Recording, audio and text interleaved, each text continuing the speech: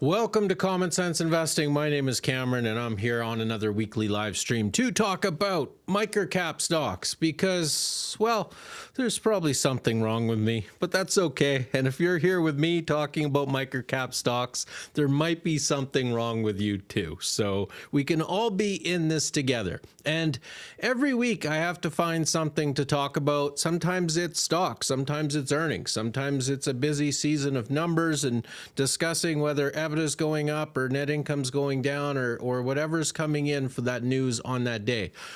Right now, we don't have a pile of news. This is a very boring period between, the end of Q3 and this long period until they report full year earnings. Because of the holiday season, there's not a ton of press releases coming out yet or anything else. So there's not tons to talk about. But this is a fantastic opportunity for me to mix it up. And today I will be talking about MicroCapClub a little bit. I had to correct, this is just a screenshot from MicroCapClub, and I had to fix their little slogan here just a little bit, right? The best microcap investors online. I had to make sure I put many of the best microcap investors online. My ego just couldn't handle it, right? So we're in good company. I'm glad you think so. Happy Monday. Thanks for being here watching the live stream. Hi, everyone. I will be watching the comments as I go through this presentation. As usual, I have a presentation for you. Feel free to ask questions, talk about any stocks that you want to talk about. At the end of the presentation, I will have time for some questions and answers, so stick around if you're interested in that. But today for this presentation, I will be talking about why am I talking about MicroCapClub? Why am I interested in MicroCapClub today? And then how? If I am interested in MicroCapClub today, then how can you benefit that? How can you also watch MicroCapClub and learn and find different stocks to invest in and everything else? So the why and the how of MicroCapClub is what I'm talking about today. Here's their website right here, microcapclub.com. All great companies started as small companies. We find them, obviously, teamwork. We're all teamwork here. I absolutely love this space because I feel like when new microcap investors get started in this space, they feel like it's a competition, right? Like I'm competing against the other guy. I want to be the absolute first guy to find this stock, and I want to be the absolute first guy to sell at the tippy top, and I'm going to be the first guy to make the most amount of money on this stock. And that's not really what this space is about. Once you've been here long enough, you realize how much teamwork goes into this.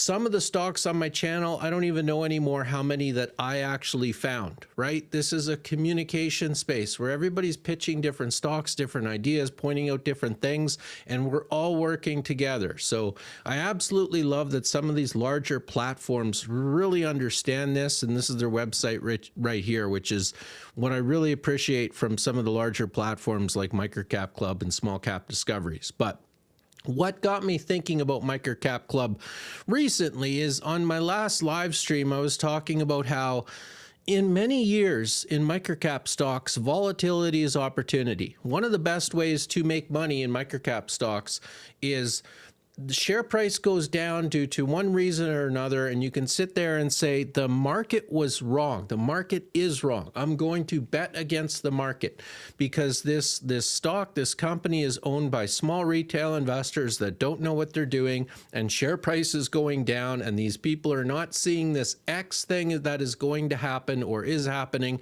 that's going to improve their earnings and drive the share price up. So in many cases in the past, the volatility was opportunity. It's a common saying. One of the things that I found in 2025 was that volatility was correct and that the market was rarely wrong. So what I mean by that, I'll show you a chart here of like Zoom Technologies, right? Things were going well during this first part here. The narrative was good. Everybody was happy. All the comments were positive. There was not a lot of concern about the company. Every time we had earnings starting from here and through here, anytime the company spoke with investors, good things came out of that. And the general consensus was good company, I'm going to buy because share price is going to go up. right? And that happened. It was rare. The market was never wrong here because Zoom never really went down in share price. It just kept benching up until we get to here. And all of a sudden, you saw the narrative in the market change where people were more bearish, had more concerns, and the share price dipped. And this was the moment here, I think, in a lot of years where you could say, I disagree with the market. The market was wrong. I think Zoom is a good company. And you could see that a lot of people took that bet. Share price actually bounced right here and went up. Earnings came in. And of course, share price crashed for Zoom Technologies. So this is a perfect example to me, just what I'm thinking in 2025, a great example of what happened where the market was not really wrong, right? When the market was happy, share price was going up. When the market was upset, they were correct. There was no bounce. There was no reason you should have hold. Basically, if you're more of a trader, the best trade was selling Zoom as quickly as possible and not betting against the market. That was a losing trade in 2025 from this point on. So that's what I'm talking about with volatility in 2025 is correct. The market was rarely wrong. And I started wondering about why. Because every year you try to look back and things change. You can't be static as an investor. You need to learn and you need to grow. And what's different? What was different about 2025 compared to 2024, 2023, or 2022, or any of the other years, right? And I started wondering, is it more sophisticated investors? And I do think that is a correct answer. Like a lot of new investors came into the stock market in 2020 with COVID. And I think these people have been around for 5 years now and are becoming a little bit better investors. And congratulations to you if you stuck it out this long in microcap stocks. I welcome you. Thank you for being here. Easier access to information, absolutely. ChatGPT or Perplexity AI or whatever AI program you want to use. Even Google nowadays, easier access to information. Sophisticated strategies, probably. I think these are all good answers, right? Is it, Ryan Telford on Portfolio 123? Everybody's using, these AI-powered stock screeners that are getting more, accessible for people to use at better prices. This is all potentially why the market was more correct in 2025. But the other thing I wanted to establish here or look at is I have to look at all of the platforms and all of the potential reasons. And I started wondering if it is not just these individual things which can apply, across the board for all investors, or whether there is some correlation to MicroCapClub in 2025. And I'll talk about why in a minute here. But basically, MicroCapClub is a growing community. What got me thinking about that was they had this post here. So congrats to the members that produced the top profiles, reprofiles of 2025, and they list them out. So these are the top 25. They post about 10 new profiles per month, 25 of 125, roughly about 20% of their profiles were up 84% or higher. So I thought, you know what, it's probably going to be worth my time to look at this list of MicroCapClub's top performing stocks for the year. They're publishing it publicly on social media, and go see if there's anything I can learn from this, right? So I got the list out and I started looking at all the different stocks, and many of them I know quite well. I think, 2/3 of these stocks I've at least looked at in the past. And of course, keep in mind, I'm looking at this from my perspective, right? So my typical investing style is somewhat of a modified CAN-SLIM type method where I'm not looking for pre-revenue stocks. Usually I'm looking for, improving the current quarterly earnings, annual earnings, a new product or service, supply and demand, leader or laggard in its industry, institutional sponsorship, good market direction. I mean, these a little bit less so in the modified CAN-SLIM approach for microcaps, but you get my point. Usually it is profitable and growing, and preferably profitable for 2 quarters or more, like some consistently trending up type companies in the microcap space is typically my approach when I was looking for quality. And so when I looked at this list from MicroCapClub, It's a pretty mixed bag from like a can slim type approach. There was a lot of companies here that did have absolutely, fantastic metrics within the can slim type model, including the number one stock here that returned 480%, which is D-Box Technologies. But there's also a whole bunch of companies on this list that really didn't fit this type of kind of can slim approach, GARP style type investing that I typically do, right? So it was really hard for me to look at this list and say, okay, I can build a stock screener to find all of these stocks. It's simply not possible.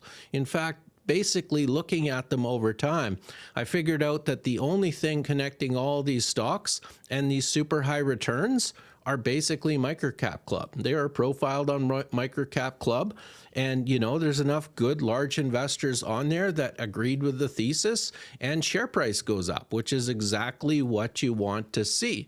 So at the end of the day, when I look at why you should pay attention to MicroCapClub, I think the case is pretty clear here. There's a lot of stocks here in 2025, up 84% to 480%. In fact, about 20% of the stocks that were pitched according to their own numbers. So what did I learn from this? Now, I have a members only live stream where I talk about this for an hour and go through all the companies, and it's probably quite boring, but it's a little bit more extended. If you want to have a look at that live stream, subscribe to Common Sense Investing through my Substack or through my Patreon. Go check it out at commonsenseinvesting.ca. But at the end of the day, one of my New Year's resolutions here for 2026 is do not ignore a popular MicroCapClub momentum trade. Even if it's not a stock that necessarily fits within your wheelhouse, there are a lot of companies that were going up that were discussed frequently, publicly, openly on social media by MicroCapClub. It's no secret. It's no surprise to anybody. And some of these stocks are simply showing outstanding returns. I like this statement here from Ian Castle: the difference between trading and investing. Investing, your intention with every purchase is to hold. Trading, your intention with every purchase is to sell. With some of these stocks, I might only be taking a small position to start, just to see what happens, just to build up my own research, build up my own conviction. But I am definitely in 2026 not going to look at some of these stocks that might be a little bit outside of my comfort zone and just completely ignore them, because this group is powerful and they had a lot of stocks go up significantly in 2025. So why is that happening? Why is that happening? Well, they are doing a fantastic job in the space of microcaps, in my opinion. And part of that fantastic job is recruiting. I have been joking around, they are building a monopoly in microcap stocks at this point, right? But Ryan Telford, everybody's favorite quant investor here, is putting out articles. He's got a subscriber base on X that is 2X mine at this point. So I think he started out after me and he's got twice as many subscribers. And he was scooped up by MicroCapClub to be the quant investor on this platform. And then recently we have David Barbado, fantastic young gentleman. He actually interviewed me. It was probably one of the best interviews I've ever been on, with great questions and intelligent questions, and he's very adaptable. It's fantastic that you could hire somebody and just put them in a job and just let them do their thing, right? And David's doing a fantastic job of that, and he's bringing MicroCapClub the one thing that they were kind of lacking in the past, which was more video content and CEO interviews. And then finally, like we all kind of knew this was coming, but this is a huge acquisition, is that Planet Microcap and MicroCapClub now one organization. So they also scooped up Bobby Kraft here, right? So all of a sudden at the start of the year, at the start of 2025, you had just MicroCapClub. You had this organization right here, mostly Ian Castle and all the wonderful subscribers in that group. And then you add Ryan Telford, you add David Barbado, you add Bobby Kraft, and you've got this. Right? So this is what we're going into in 2026. So a lot of my videos are just my thoughts, my investing journal, my thought process, my investing journey, whatever kind of fun, whimsical tagline you want to put on these live streams that I do every week. But I mean, I am not joking with you that this is 2026 is going to be the year that I am not going to ignore a popular MCC momentum trade, a stock that they are interested in, I am not going to ignore in 2026. So how do you follow Microcap Club or get involved, right? So go check out their website, microcapclub.com. What most people don't know about or what they don't understand is there's two ways to get involved with Microcap Club. So you can actually get in for free. There is an application required that requires that you pitch a stock. You put together a thesis, you submit that to the group looks at it, the group votes on it, and 17% of the people who submit applications get accepted as a free member, where you are basically like a contributing member to Microcap Club, and you get to post, you get to view, you get to vote, you get to do everything, right? Then you have the subscriber level. This is in USD, I believe. So that's $897 USD per year. And you get to join. You don't get to vote, but you do get to view. You do get to reply. And I think you can actually comment. It just has to be approved by a moderator or something like that. So you get, 8/10 of the experience, maybe 9/10 of the experience of Microcap Club. As the people who applied and got in. A lot of people actually join and pay for it for a few years and see these different investing theses coming in, see what the group is looking for, and then apply for a free membership after that. So that's kind of the two ways to get into Microcap Club. One of the reasons I have my platform is that some people can't afford this, and I understand that. And that is kind of the niche that I fill personally, right? So my platform is $58 a year USD, and that's about 15 times less than Microcap Club. So I intentionally did that basically, well, I don't have Ryan Telford, I don't have this giant platform, so I'm not going to charge that level anyway. But the other thing is I do like having a platform that is a bit more affordable, and I get like newer investors, people that need education on investing, people that are just investing their first $1,000, that kind of thing. However, there are, and part of this live stream I want to talk about, there are free ways to follow and get involved with Microcap Club and small cap discoveries and geo investing and my own platform and all the other microcap platforms out there for free. And that is X, right? Formerly known as Twitter, currently known as X. And I know what a lot of people think. They're not on X because they absolutely hate it. You absolutely hate Donald Trump. You absolutely hate Elon Musk. You don't want to support him and blah, blah, blah, blah, blah. I would suggest to get over it. I mean, X right now is probably the best social media platform for stocks, getting ideas, talking with investors, seeing how they invest, getting up to date on what's going on with a company that you're invested in, with companies you've never heard of before, and with all kinds of different content, articles that people put out and thoughts, on earnings and everything else. It's all on X. Now, one of the things that people don't realize, whether you don't like X or whether you're in X and maybe you're not using it properly, but you have lists. So you go to this function here, because one of the problems with X is you're constantly trolling through it. I know my kids, my teenagers call it doom scrolling, where you basically sit down on the couch, you fire up your phone, you just sit there and scroll for 3 hours, and it feels like only 3 minutes, but 3 hours of your life has just gone by. People don't want to do that. So you can go build what's called lists in X. And what that allows you to do is when you have people that you follow, you have different categories. So this is where you go on X, where you could just doom scroll all day, and X will just pitch you all kinds of random stuff that they think that you like. Following is the people you actually hit a button and you said you subscribe to them. And this engagement is actually my pinned list. So this is where only the people within a certain group that I want to see posts from are in this engagement list right here. and you could build different lists.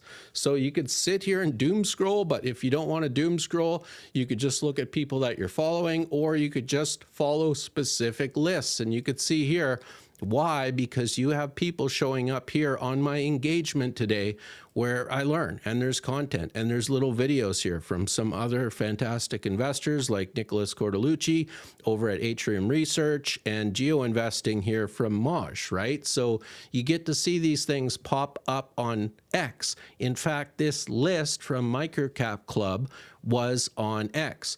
So how do you get this for free? How do you do this for free and follow people for free? You will find the posts right on there, right?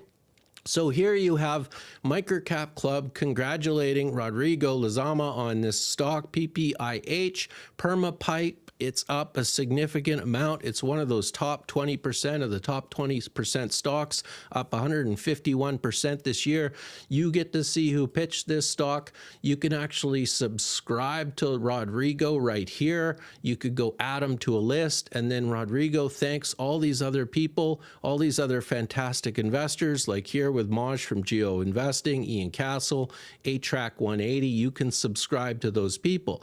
Once you subscribe to those people, again, if you go to the top of your thing there, you can either follow their posts, or you could put them on a list and just follow them specifically in your list. And only these posts from the people that you subscribe to or you put on a list will show up.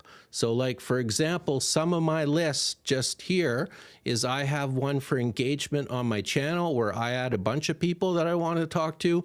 I have a list for just MicroCapClub. I just have MicroCapClub investors on there if I want to go see what they are doing. And then I have Small Cap Discoveries, another fantastic microcap platform where basically I click on this list and I just go and see what the investors from Small Cap Discoveries are talking about, what stocks they're talking about, what are they pitching? Because I guarantee you that every one of these stocks that is on this list as a top 20%, 84% returns all the way up to 480% returns, I bet there's somebody out there who is talking about this stock on X before they ever pitched it to MicroCapClub. And if you're paying attention and if you have an account, you can go follow these people just as easily for free. So in summary, I think that's one of the best ways, one of the best reasons to join X and get on X, right? Now, another reason I want to point out here, and then I'll just be quiet for the rest of the day and see what else you want to talk about. Why be on X and why follow MicroCapClub? Well, they have this big show coming up here again in Vegas. And you know, thank you so much to MicroCapClub and Planet Microcap for doing this, because this is, you know, 2 huge events per year. That's a big platform. That takes a lot of work. That's a lot of struggle, but that's a lot of fantastic information for us microcap investors. That's 2 times per year that we would normally never get, where these companies are able to pitch their companies, their stocks, their ideas, their growth. They get to pitch all of that to microcap investors. So this is absolutely fantastic. And you could see here that Bobby Kraft is already saying that the first 30 companies are already confirmed for Planet Microcap Las Vegas, June 16th to 18th, right? So we are months and months and months away, and I already get to start my research on these 30 companies to try to get a leg up on everybody else attending the event, right? So this is absolutely fantastic. But one of the things I wanted to point out here, you notice the change in dates. So last year, Las Vegas Planet Microcap, April 22nd to 24th. This year, it's pushed back significantly, June 16th to 18th, and people do not think that will make a huge difference, and I completely disagree. So if you look here, this is again Zoom Technologies. This is their full year earnings. This is their Q1 earnings. This is when Planet Microcap Vegas was hosted last year. So you could see all of this information that we were getting was all in this tight spot during the year. And this year it's going to be held over here. So we get that information spread out. Why is that important? Well, because we have investors like Ryan Telford talking about momentum, momentum, momentum, momentum, momentum, momentum. a bet that the market is correct. The market is not perfectly efficient, but it does a fairly good job. And you will find a lot of posts from Ryan Telford talking about riding the wave, right? And that wave of momentum usually comes due to information, good information, due to a company having the time with investors to pitch their company, their stock, their ideas to investors. What we got this year in 2025, this past year, was all this information on Zoom Technologies. Just as an example, this applies to many, many, many microcap stocks that are reporting in the same time period. But you have a company where all the information that investors got was just crammed into this time period here, basically late March to early May. The stock price shot up, but then we started getting no information. There was no additional communication. This is a very boring period in the microcap stock space, and all of a sudden share price started to go down, right? What we're going to see this year, and again, thank you to MicroCapClub and Planet Microcap, is we get that information spread out significantly. Right now, for a company like Zoom Technologies, you're going to get full year earnings here, you're going to get Q1 earnings here, and then instead of having Planet Microcap Vegas here, that's now moved over here. So we're going to get more information from a company like Zoom Technologies here, and then it's only going to be a few weeks, 4, 5, 6 weeks until their Q2 earnings. So all of a sudden, we have this huge spread out period where investors are going to have far more information on their favorite companies attending Planet Microcap Vegas than they ever had before. And then the question becomes, like, how far can that information kind of move the stock? You know, how big of a wave can that create? So Planet Microcap Vegas in June, I think that has some pretty big implications. You know, more information for more sophisticated investors. I think that's nothing but a good thing. So that is pretty much the end of my presentation. I hope I, convinced you kind of why you should be looking at MicroCapClub, why it's important, and then how to find them, whether you want to chase the apply an application, a thesis on a company, whether you want to pay for their services, or whether you want to go on X and, join a whole group of people for free and, get some information and, basically get involved with the community, which I also think is a fantastic option. Now, end of the day, it doesn't change, how I invest too much. As always, I usually build a thesis. I'll buy a stock. Sometimes this is a very small amount of money, right? Then I look at the inputs, earnings coming in, news and other inputs, and then I evaluate my thesis and see if I want to buy, trim, or sell. I will say, I think this year, what changes for me with MicroCapClub is I have to expand my horizons a little bit, especially on some of these build a thesis type stocks. There was some stocks in that list that don't really fit within my conventional thesis right now, and I don't want to miss out on all of those next year. And the other thing is, thank you to MicroCapClub, because they're going to be providing me with more inputs this year. I am going to have more information to evaluate on those different conferences coming in. So that's it. That's all my presentation for MicroCapClub today. Didn't really talk about a single stock, so I didn't have to give my usual, this is not financial advice, but this is question period, and people might have questions about specific stocks, so now's your chance. And I'll just say right here, not financial advice. Right? When I'm on this channel, I'm just a communication channel. I give my wild and sometimes crazy and very often wrong opinions. So do not take any of this as a solicitation to buy, sell, or hold a stock. We are just chatting about these companies because what else are you going to do, right? Like, you're just going to sit around and not talk to anybody about your favorite stocks? That is just not possible. That is just not possible. So that's where I'm at. Initiated and zoomed recently, the sell-off looks overdone, and World Cup 2026 could be a real catalyst in 2026. Yeah, zoomed is interesting. We had some people on the Discord who ran some very bearish cases, like kind of worst case scenarios on zoomed. What would happen if they lost their two largest clients, basically? and it's not much lower than where it's at today, right? So in my opinion, the market has priced in, or at least it wasn't. I believe we did that when Zoom was at like $1.15 Canadian or something. I think it's back up to about $1.25 Canadian. But there is a lot of negativity priced into that. The problem is, I would argue a little bit, is this is a fault of Zoom Technologies, again, with their poor communication, right? This company was riding this huge wave where all they had to come out was go hit the stage and say, the momentum continues, and everybody would buy, buy, buy, buy, buy. And the second they've had like a challenging quarter where investors are kind of looking for more information, we haven't been getting it, except for people speaking with their CEO directly, which I don't really like. I wish the company would just give us a press release, announce whatever the hell is going on with all the investors all at the same time. I wish they would do that. I'm waiting for that. I think Zoomed in January or February, at some point in the next 3 or 4 weeks, needs to issue like a press release to all investors and stop talking to individual investors through emails and stuff like that. Because the question with Zoomed is, what happened, right? What happened with your top 2 clients or your top client, or how are you fixing it, or how long, how extended is the problem? What other problems are there? Like microcap investors, we don't ask for much. We just ask for information. You cannot keep us in the dark. People get pissed off. People sell, people leave.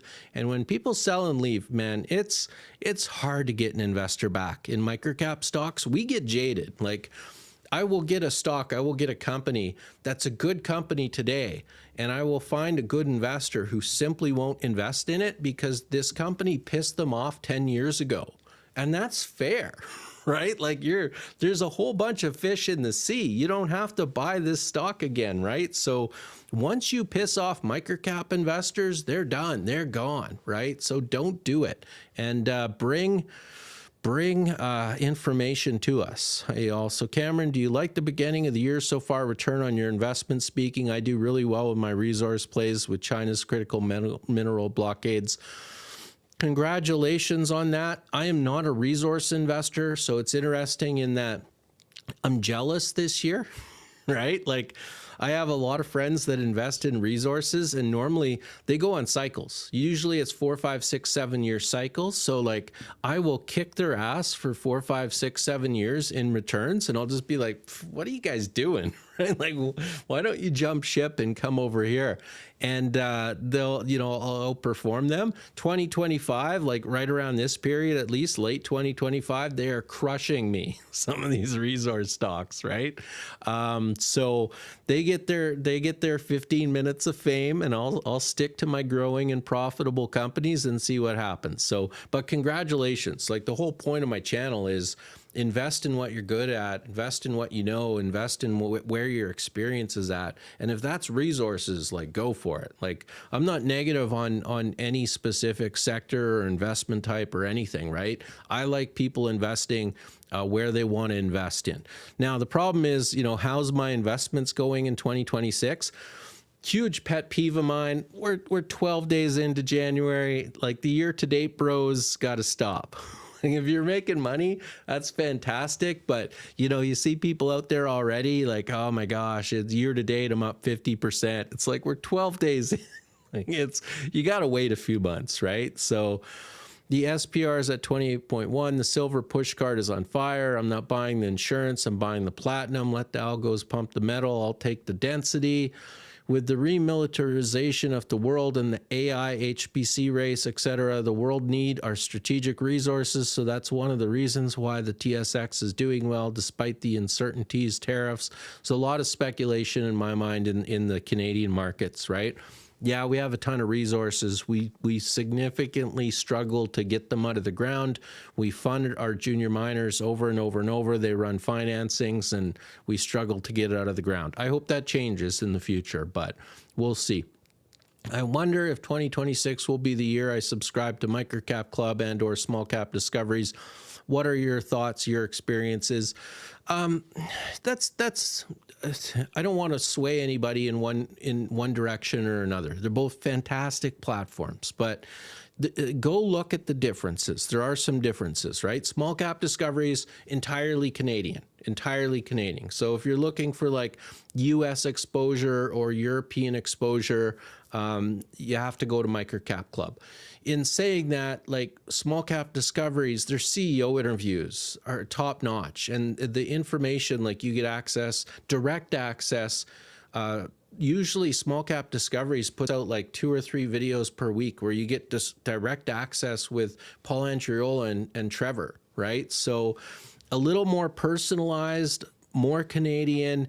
MicroCapClub is larger reach geographically, and more stocks getting pitched at you, right? You're getting 10 stocks per month constantly pitched at you, different investing theses. So head to their website, look at their content that's free on social media, and then try to figure out from that kind of what would be best for you. I don't know if they offer any free trials either. I don't know if they've ever done that. So, but yeah, it's their websites have a lot of information.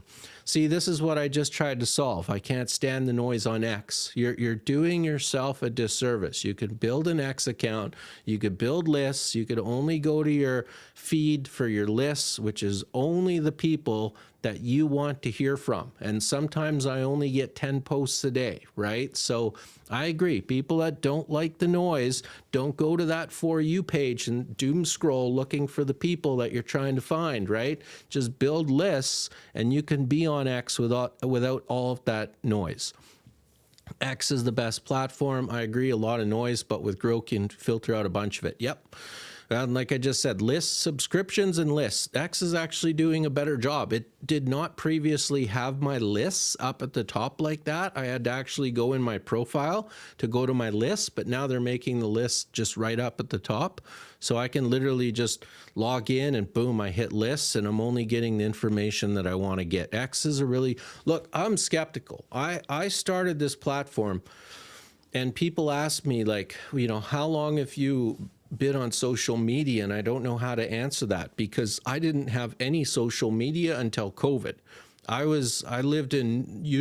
grew up in northern rural communities with like dial-up internet where our computer, you turn it on and the internet would be for 5 minutes trying to dial in, right? That's what I grew up with. So I was an old guy by the time I actually joined social media. I didn't have MySpace, I didn't have Facebook. So I'm pretty skeptical of every social media platform I join, and I'm not on most of them to this day. So I was pretty skeptical when I joined X, and I'm surprisingly happy with it. I am surprisingly happy with it. So joined the Discord last month. So many knowledgeable people in there with their ideas. Following for 2 years, almost at 20x on Kraken. Thanks to you. Only 30 cents away. I owe you big time. Life changing. Congratulations. Absolutely fantastic to hear. Thank you so much. I'm so happy to hear that you've made so much on a stock like Kraken Robotics. That is life changing. That's all you. That's the conviction to hold. That's the ability to buy, putting yourself in the situation where you can afford to invest in stocks, put enough money in stocks that it's meaningful, the conviction to hold those stocks for a long period. Fantastic work, buddy. That's great. Let's focus on stocks, Cameron. What's your latest discoveries, plays, etc.? Well, you'll see them come out eventually. I just released my first video, my first stock introduction for 2026. That is Blue Metric Environmental. And since I recorded, edited, and published that video, I think share price is down 3 or 4 cents, even from my recording date. So this was a company I liked enough, Blue Metric Environmental, to record a video on it, and price is down. So that's one. I have my next one. I don't know. I think I'll probably be releasing it Friday after market close or Saturday. So those come out. I give you one stock per week. Thanks, Cam. Your presentation answered my questions. I'll try X again and make use of the lists. CRMD. CRMD is crashing, which is interesting. That's Core Medics. So that's a company I really like. It produces quite a bit of cash, but they have a limited moat on their DefenCath profit or DefenCath product. And what's happening is that over time, they're able to charge less and less money for their main product, DefenCath, which means that their earnings come in. It looks like they're doing a terrible job because their earnings are going down as they're losing this kind of moat in DefenCath. Every educated like anybody who researched this company in any depth knew that that was going to happen. But you know what microcap stocks are like. Not everybody does enough research. And when these earnings started coming in that were lower than what people expected, the stock has absolutely sold off. I still like how much cash is being produced by CorMedix, and I think it has potential in the future. I actually bought a little bit recently. I think it's $7.42 American. I think it's down a little bit since then, but it's getting into that like stupid cheap territory. If it depends how you value a stock, right? Or do you value a stock on sales? Are you valuing it on net income? Are you valuing it on op cash? Or are you actually valuing it on free cash flow, right? Go have a look at CRMD and let me know what you think of their cash. Great presentation of MicroCapClub. Thank you. Hopefully I don't piss anybody off. You don't have these presentations where like Ian Castle calls me up. He's like, you shut that thing down, man. I don't want to hear any of that, right? But you have to have some honest conversations sometimes, the good, the bad, with what's going out in there in the microcap space. And yeah, MicroCapClub, a growing monopoly out there, growing monopoly, especially in the US stocks. The Fresh Factory is doing some legworks. We'll see earnings soon. Yeah, so it's always interesting to me because if I could pull up the Fresh Factory, if I could find it, that's always a hard ticker for me to find. This is always such a cliche, but I don't make these videos for my health, right? So I made a video on the Fresh Factory, and people, you have to keep in mind, when I make a video, sometimes I will spend, 5 hours researching the stock, sometimes more. Like if I've followed a stock for months and months and months, I'll spend 5 hours plus, sometimes 10 or 20 hours researching the stock. And then it usually takes me about 1 to 2 hours to script. Usually takes me 1 hour to record. And then it usually takes me 2 hours to edit. And then it takes me another hour for things like the thumbnail and uploading it to YouTube and everything else.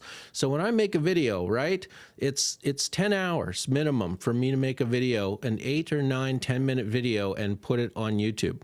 So I'm typically not making these videos for my own health, right? If I'm making a video on a stock, there's no guarantee it's going to be a banger, no guarantee it's even going to be a good stock. I've made videos on a lot of stocks that have gone down, but they all have potential. Like I don't make videos on shit. I really don't, or at least I try not to, right? So I think I made a video here on the Fresh Factory. When was that? That was sometime here early in 2025. It was sitting around, 85 to 88 cents Canadian, and now it's up to $1.28, and people are starting to find it, discover it, and prices going up. So, it's kind of typical. I don't get frustrated. It's just always interesting for me is that sometimes, like a lot of people will ask me, well, what's your pick for the day? Sometimes the best pick is a company that I profiled 4, 5, 6 months ago.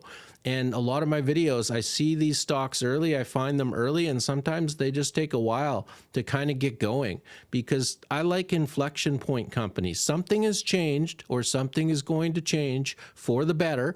There's not a 100% chance it's going to happen, but there's an over 50% chance that that change is going to happen. And when that change happens, then price can go up. But sometimes, it's hard to record a video, publish a video, and like that change is going to happen 2 weeks later. That's not always necessarily the case. Sometimes that change takes 2 months. Sometimes that change takes 2 years, right? So Fresh Factory, yeah, it's doing well. It's getting discovered, so people are looking at it for sure.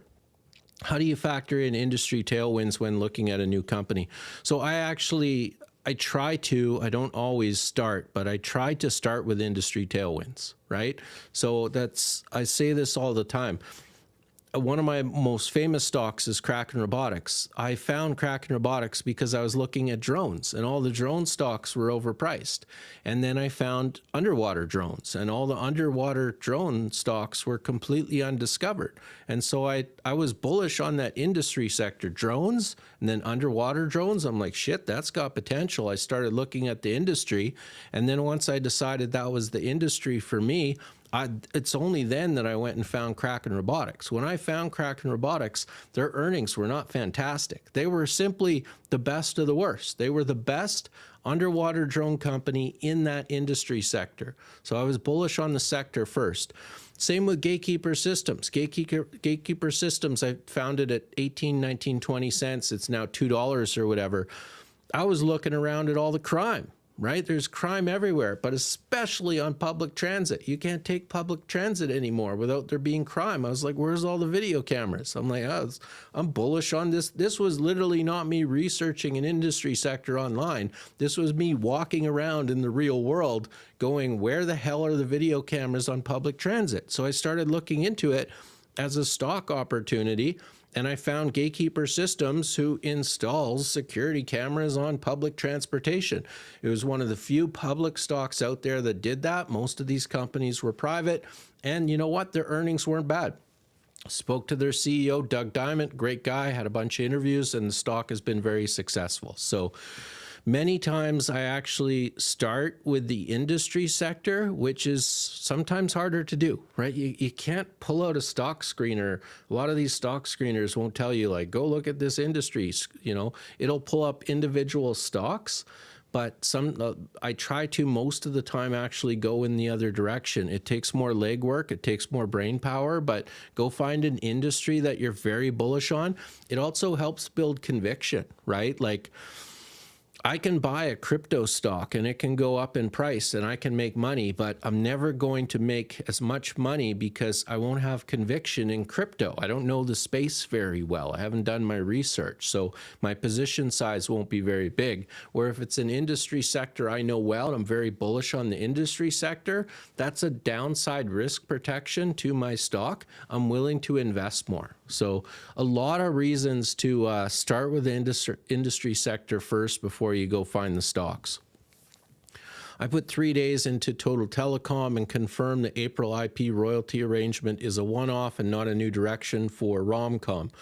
So I think the Microcap hope that it's a coiled spring is going to land flat. Interesting. Yeah, share price has been going up. That's another one I made a video on, I think at around 18 cents, and now it's up to about 25 cents. This is a very small company, isn't it? Like $8, $9, $10 million. And it's been doing nothing for, this is one of those ones, when's the catalyst going to happen? Total Telecom has been doing nothing for a couple years, and I made a video on them here recently, I think probably 4 months ago, because I was like, getting the sense that something bigger is coming, and you're telling me that that something bigger may not be coming. So thank you for doing the research, but hopefully you're wrong. But I'm not saying you are, but hopefully you are. You are wrong. A lot of people have been thinking something big is coming on Total Telecom. That's why price has been going up. Zoom just being pumped up so hard. At the end of the day, it's an absolute junk ad tech promo stock pushed by various outlets. I tried to warn people the last 5 years. That's not really correct. So they've had audited earnings. In their audited earnings, they have cash and they produce cash. So unless you believe their auditors are fraudulent or somehow that money is being misrepresented, then that's not necessarily the case. Like, I did a list of high quality companies recently, and I thought about putting Zoomed on there simply due to their cash position. I couldn't do it, but they came close simply from their cash. The problem with Zoomed is the lack of communication. And of course, the one thing I will agree with you on this post is that most investors don't really understand what they do. They don't understand what the company even does, which is, it was always my greatest warning signal as share price was going up, is that nobody really built enough conviction to hold if there was any problems, because nobody understands what Zoom does. It takes some really deep research to figure that out. Need your opinion on macroeconomics. People are saying we are printing too much money and Trump is destabilizing the Fed and fiat currency is dead and that we need to adapt gold-backed currency. Currency is fiat-backed and nothing, and housing is ATH, all-time highs. And people making $100,000 a year cannot afford anything. Even my husband and I are struggling. We gross $440K annually. It is really bad out there. So if you're in the microcap space, that's another thing that I find I have learned from 2025 is I don't stress about the macroeconomics as much. So the S&P 500 in 2025 went up 17.3%, I think it was. The macroeconomics for the S&P 500 were fantastic, right? US, all the main indexes went up significantly. I think the TSX in Canada even beat the S&P 500, or it was close, right? Microcap stocks struggled. Why did microcap stocks struggle? Well, because the earnings were bad. The tariffs, Trump, shipping issues, manpower issues, expenses, and everything else. So if we go back to the regular CanSlim model, if I could pull it up here, right? So I think one of the things that I was doing a little bit too much was looking for this market direction, thinking that market direction would drag up some of these microcap stocks. That was the hardest thing for me in 2025. You remember 2020 and 2021 when stocks were going down? Right? But that was very easy to sell. That was very easy to have a stop loss and protect your capital because the main markets were going down. Everything was going down, right? So when everything was going down, the macroeconomics, the market direction to me was screaming sell, sell, sell, sell. One of the weird things for microcap stocks in 2025 is that many microcap stocks are down or weak, but they've earned it because they have down or weak earnings, despite the market direction generally being up. So one of the things I'm paying more attention to in 2026 is separating out microcap stocks per sector if you can. If you can't, just look at your favorite bucket of microcap stocks, your favorite group of microcap stocks, right, all together. And are those companies in general moving upwards or not? Are they getting improved earnings? Are they cutting costs? Are they getting good revenue growth? You know, the market direction, I think, moving forward on more of a modified CanSlim method, we really have to look at microcaps and the microcap space, which sucks a little bit because we all know if something major happens to the larger indexes and it drops 20%, it's going to kick microcaps in the teeth.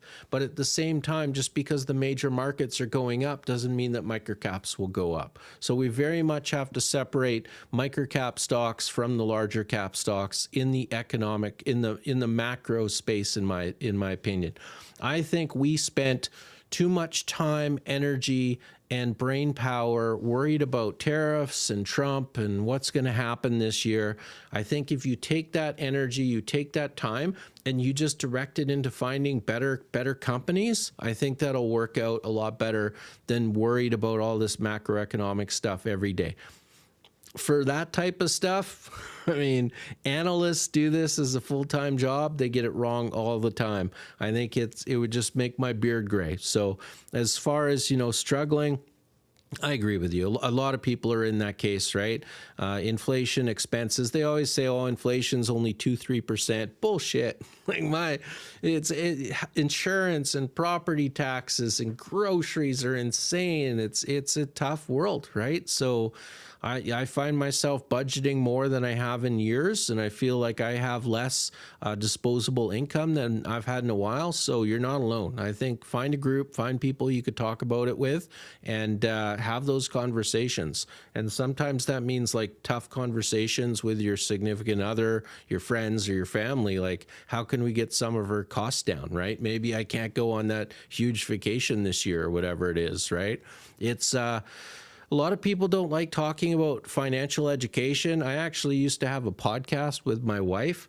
We stopped doing it because it was just too much work. But it's amazing how so many people simply won't talk about financing, like finances. They would rather get up and like public speak about something else in front of people than talk to their own spouse about the finances at home. Like, that's how terrifying it is for some people, and it's a shame. But get out and talk to as many people as you can. Have you looked at ACHC? Nope, sorry, I've never heard of that one before. If I get time at the end of this, I'll take a look, but I still have a bunch of questions to get to. Important note from your presentation, you provide exceptional value at the most reasonable price around, and you have strong investors in your community. Thank you, Scott. Really appreciate it. I try. I do try. I do not have the resources, right? I am not scooping up Ryan Telford or anybody else, but I do have a passion for microcap stocks. I am not always right, but in my platform, like what I try to say all the time is that, and that's one of the differences, like a lot of these platforms are more of like a stock picking service. I definitely want to make sure people understand my platform. Definitely not a stock picking service, right? Like I am a communications service. We talk about stocks. I'm never going to sit here and say like, this is the one, this is the table pounder, everybody go out and buy. I don't do that, right? I talk about stocks and, you know, if we agree on something, then we're all going to go buy it. But it's definitely, it's just communication and conversation.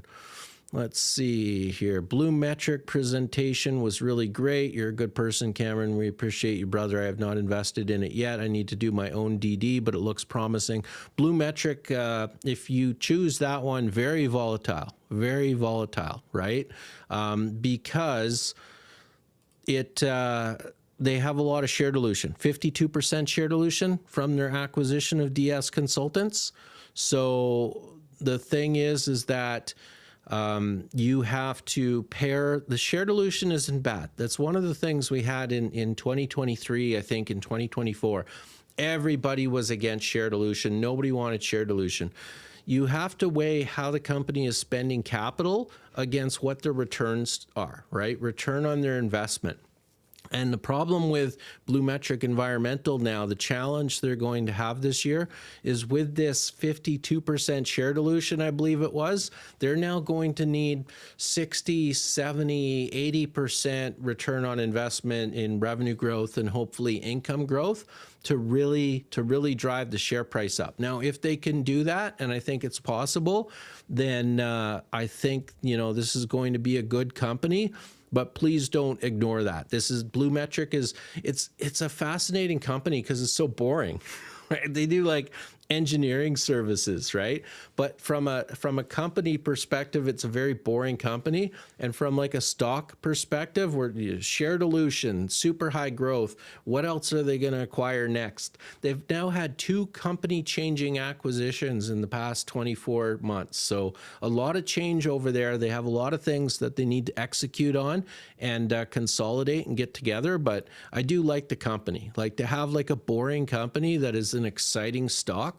I don't know what it is about that kind of appeals to me, where I can understand what they do as a company, but I can also see like they're going to grow quicker than most other engineering companies. That's just something I really like. Plus they're in water, right? And I've always been watching for water stocks because I'm bullish on the water industry. And so what can I find that is in that industry sector is that Blue Metric Environmental.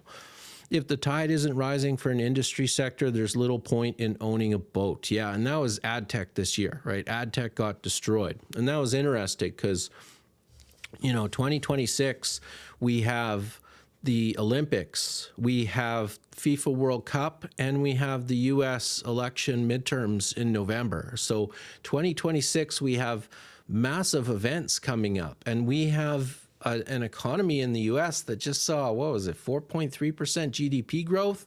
Like it seems there seems to be some disconnect here where, you know, ad tech got kicked in the teeth, but is it going to rebound in 2026? I hope so, because I hope people are just being a little bit too conservative, or that companies are being a little bit too conservative on their spending. And that, you know, people in the U.S. are still going to spend money in 2026. I hope that's the case. A stock I've been keeping an eye on that I may feel reach an inflection point soon is ASG. Have you had a look at them before, Cameron? Yeah, that's Aurora Spine. I don't know what to say. I don't feel like I have an opinion on the stock right now. I haven't looked at them in about 4 months. It's the type of company, it keeps popping up on my stock screeners. I keep looking at it. I keep passing on it. I haven't made a video on them yet.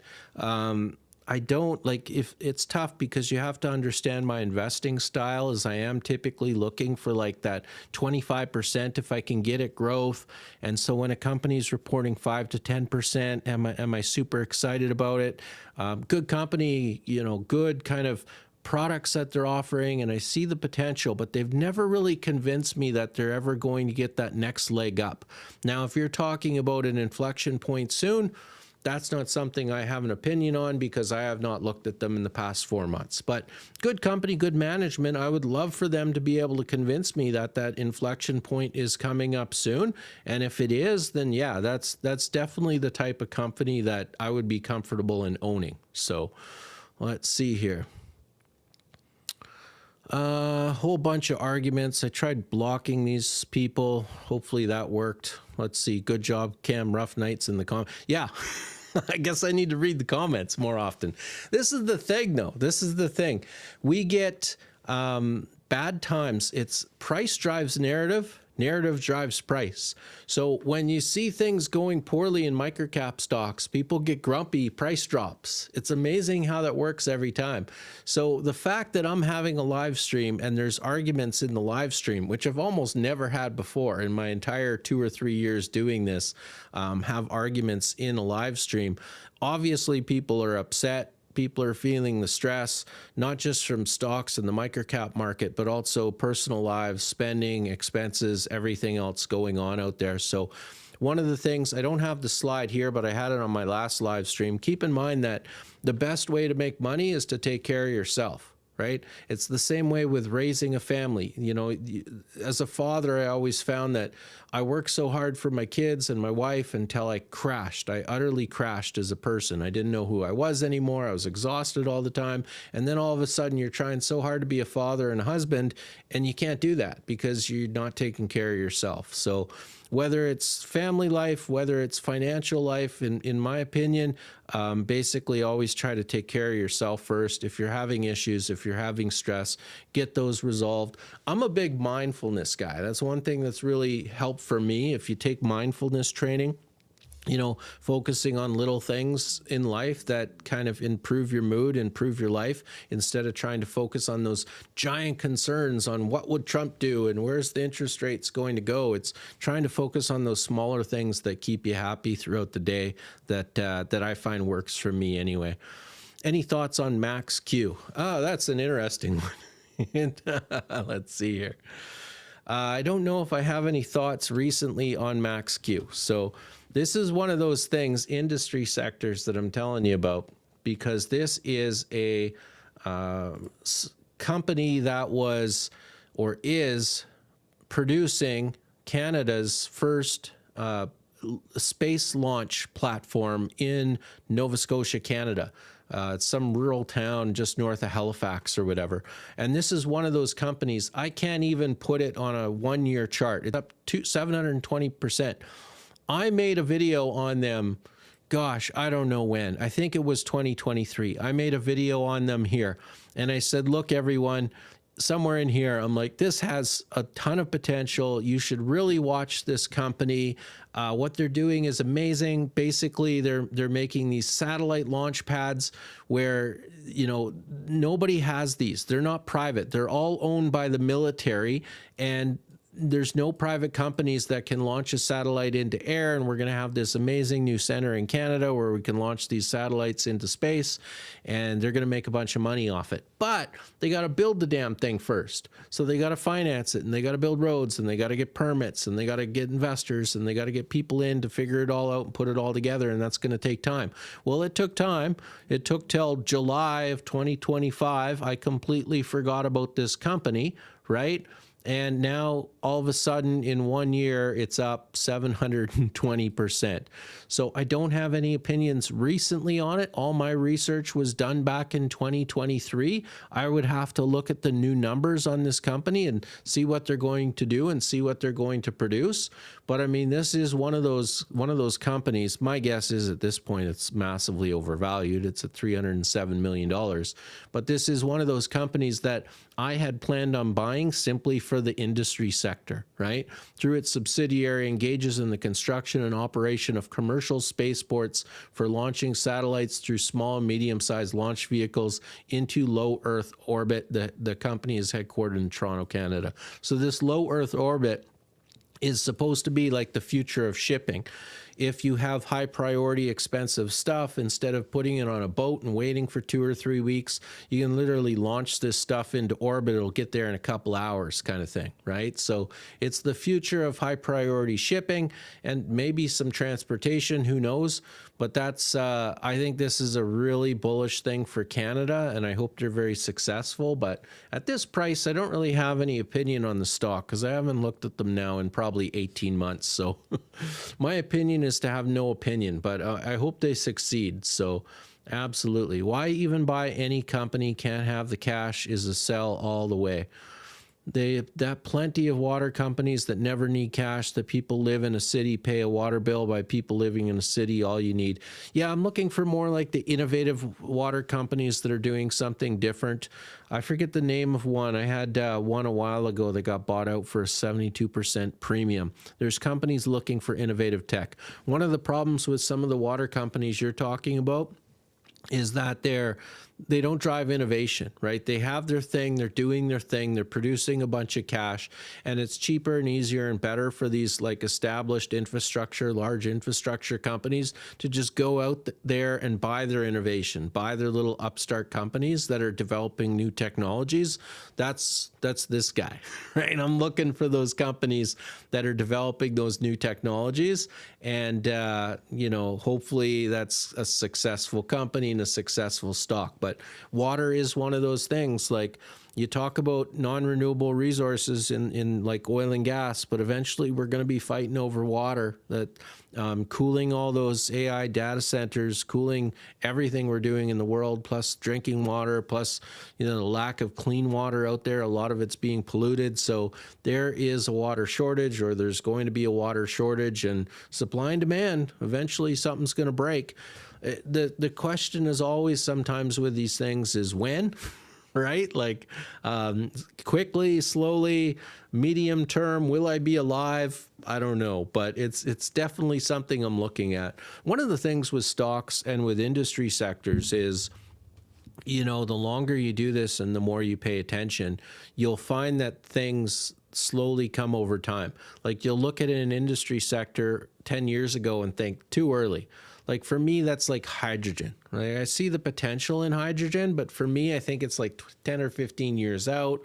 So I'm not interested in that industry sector today. But I've done some research and I'm watching it.